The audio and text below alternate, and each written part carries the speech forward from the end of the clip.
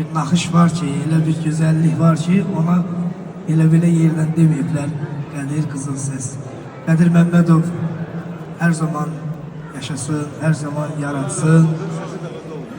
Mən yenə də deyirəm, Qədir müəllimin yanında biraz gəlib söz demək, oxumaq çətindir.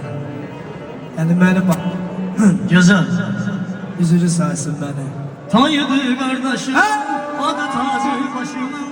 Ne güzel gündü bugün atırsın ayın başını. Tanıdı kardeşim, adı tacı başımın. Ne güzel gündü bugün atırsın ayın